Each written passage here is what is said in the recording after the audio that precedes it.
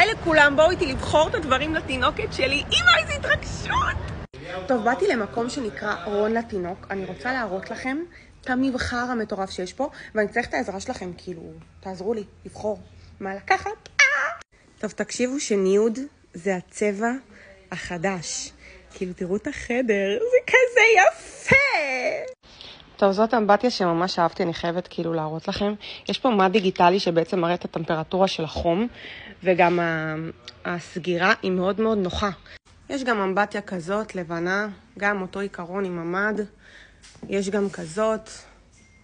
טוב, הכיסאות פה גם יפים וגם בטיחותיים, שזה הכי חשוב לי, לשמור על צ'ופה שלי, ואני ממש ממש ממש מתלבטת מה לבחור.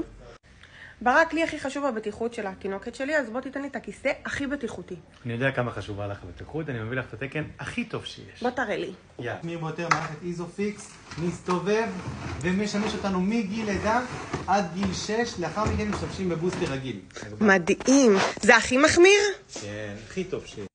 לא, אני בעילפון פה, חברים, אני בעילפון פה.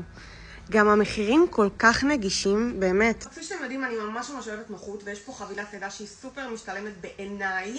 יש פה אמבטיה, כפי שאתם רואים, יפהפייה, שהיא מתקפלת. יש לי פה מצעים, יש לי פה את כל מה שצריך לתינוק לחודש הראשון, שזה טיטולי טטרה, שזה מצעים, שזה כל מה שקשור לסימוני אוזניים, מוצצים, בקבוקים, יבש ומחלק מנות, מה שאתם לא רוצים. יש פה שידה, יש פה מיטה, ויש פה עגלה. שימו לב לעגלה.